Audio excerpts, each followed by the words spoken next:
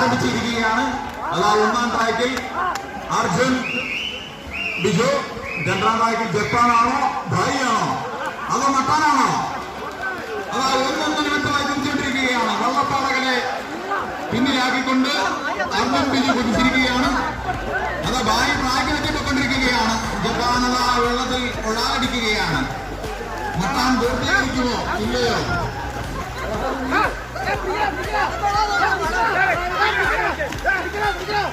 അതാ ശംഭു ഇഞ്ചോടിക്ക് പോരാട്ടം.